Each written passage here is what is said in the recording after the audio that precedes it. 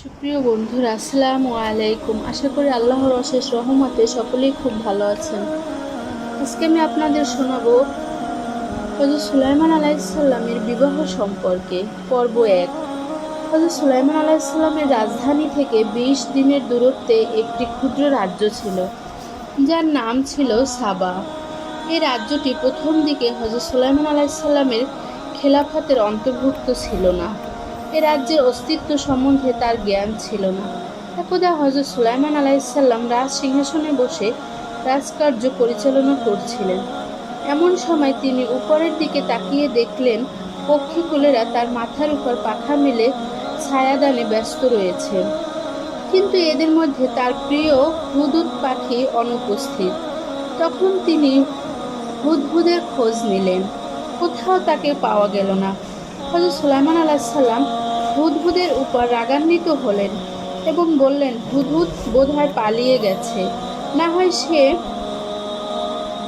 বেঈমানি করেছে। তাকে পেলে আমি জবে করে দিব, না হয় শাস্তি দিব। একথা বলে তিনি একাব নামক এক দৈত্যকে হুদহুদের খোঁজে প্রেরণ করলেন।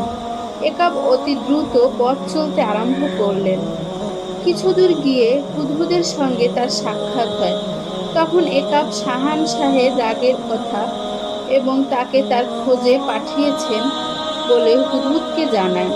হুদহুদ তখন বলে, আমি এক সুখবর নিয়ে এসেছি, যাতে শাহানশাহ আমার সাথে আদৌ রাগ করতে পারবে না। একাব জিজ্ঞেস করলো, কি খবর? হুদহুদ বলল, সে খবর শাহানশাহের নিকট বলবো, সেখানে চলো। উভয়ে একত্রে শাহানশাহের দরবারে এসেও পৌঁছালো। হুদহুদ শাহানশাহের সম্মুখে গিয়ে এক গাল হেসে দিয়ে বলল, হে শাহানশাহ, আমি এখন এক নতুন সুখবর নিয়ে এসেছি, যা শুনলে আপনি অবশ্যই খুশি হবেন। হযরত সুলাইমান আলাইহিসসালাম হুদহুদের বক্তব্য শুনে আর রাগ করলেন না, বরং তিনি বললেন, কি খবর নিয়ে এসেছো বলো। হুদহুদ বলল, শাহানশাহ, আমি অল্প সময়ের জন্য আপনার সিংহাসনের বাইরে গিয়ে দেখে আমার এক জাতি বন্ধু উড়ে যাচ্ছে। তখন আমি তাকে ডাক দিলাম। সে ডাক শুনে আমার নিকট আসলো। তখন তার সাথে দীর্ঘদিনের পুঞ্জীভূত ভালোবাসার আদান প্রদান হলো।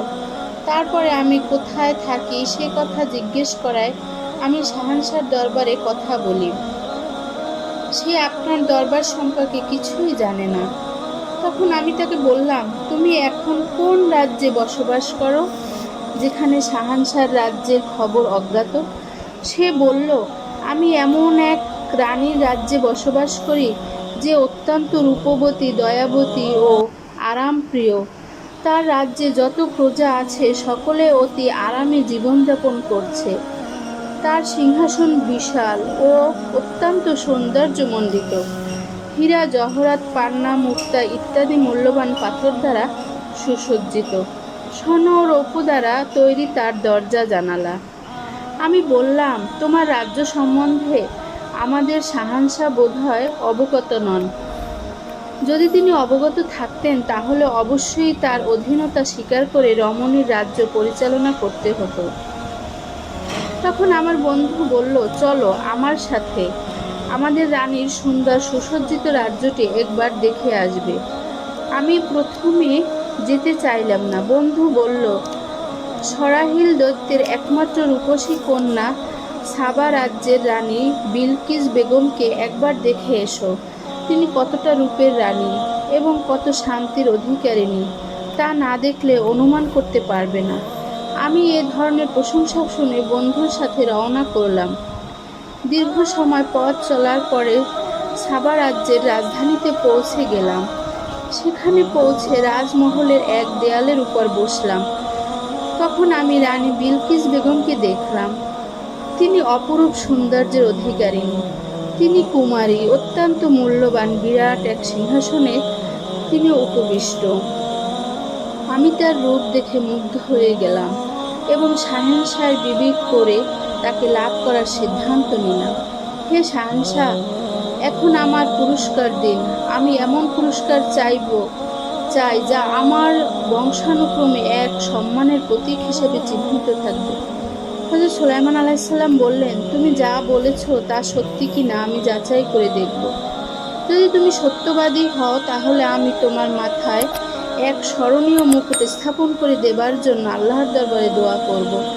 আর যদি মিথ্যা বলো তবে তোমাকে শাস্তি দিব। হুদহুদ বলল, আপনার নিকট মিথ্যা বলার মতো সাহস আমার নেই। আমি যা কিছু বলেছি বস্তুর ক্ষেত্রে ঘটনা আরও বড় এবং ব্যাপক। আমি আমার ক্ষুদ্র মুখে সঠিকভাবে বর্ণনা দিতে সক্ষম নই। তবে একটি বিষয় আছে যা ঘৃণা করা যেতে পারে, সেটা হলো রানী ও তার প্রজাবৃন্দ সকলের সূর্যের পূজারী। হযরত সুলাইমান আলাইহিসসালাম জিজ্ঞেস করলেন, তুমি কি তাদেরকে সূর্য পূজা করতে দেখেছো? হুদহুদ বলল, হ্যাঁ, আমি নিজেই তাদেরকে সূর্যের পূজা করতে দেখেছি।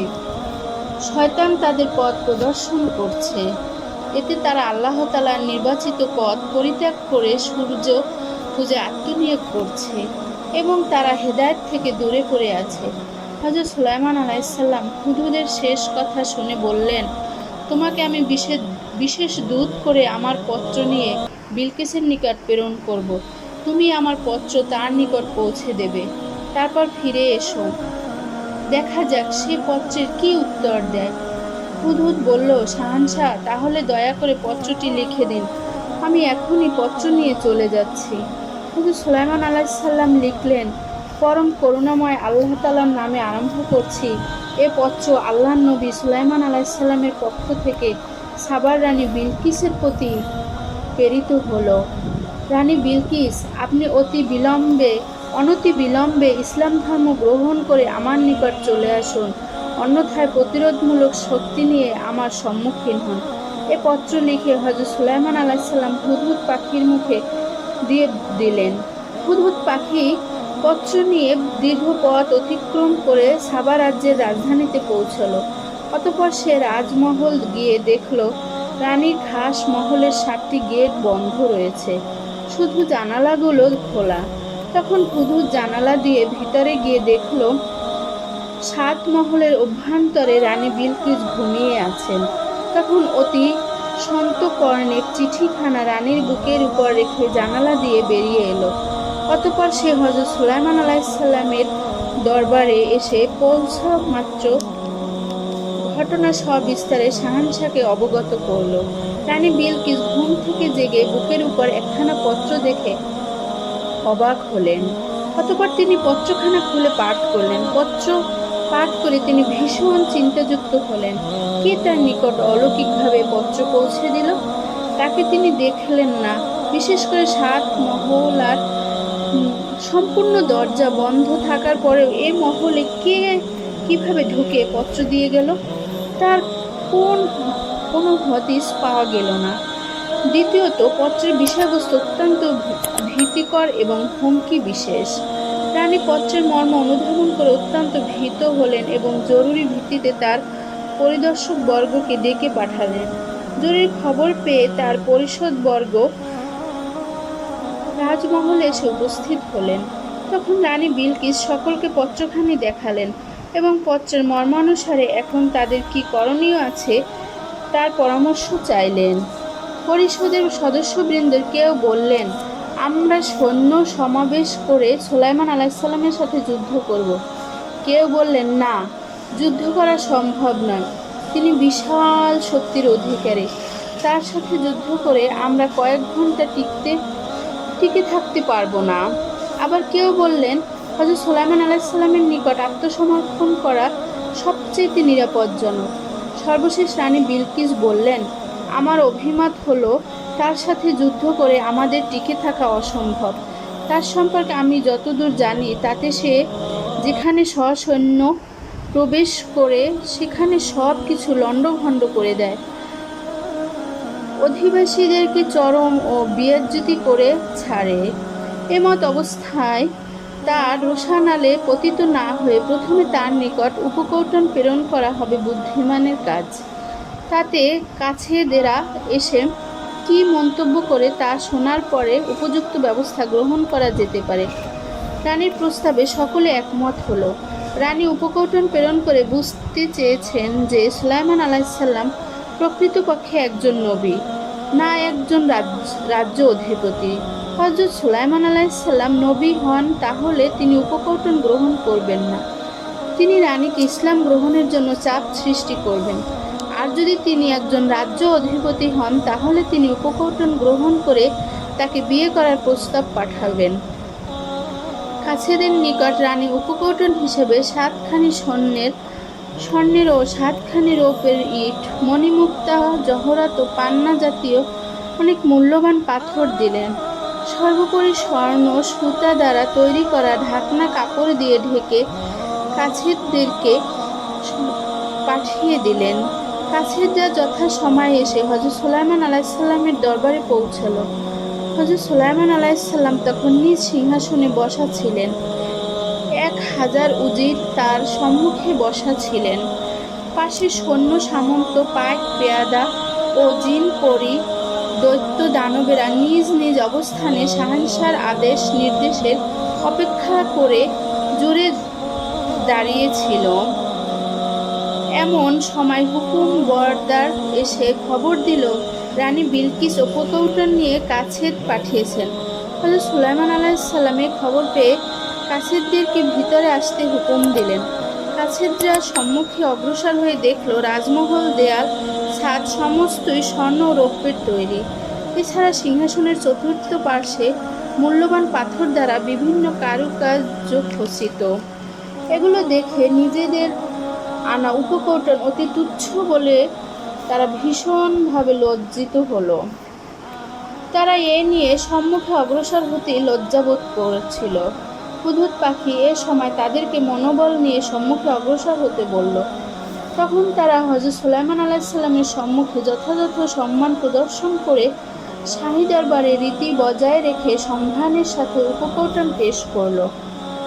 হযরত সুলাইমান আলাইহিসসালাম এসব উপকৌটন দেখে বললেন, তোমরা কি আমাকে উপকৌটন দিয়ে খুশি করতে এসেছো? এর চেয়ে আমাকে আল্লাহ তাআলা অনেক বেশি দিয়েছেন। তোমরা এগুলো ফেরত নিয়ে যাও। তোমাদের রানীকে গিয়ে বলো, যদি সে ইসলাম কবুল করতে অস্বীকার করে, তাহলে আমি আমার সেনাদল নিয়ে তার প্রতি আক্রমণ করব। তখন তার রাজ্য লণ্ডভণ্ড হবে এবং তারা রাজ্যচ্যুত হয়ে অবমাননার কলঙ্ক নিয়ে অন্যত্র চলে যেতে বাধ্য হবে।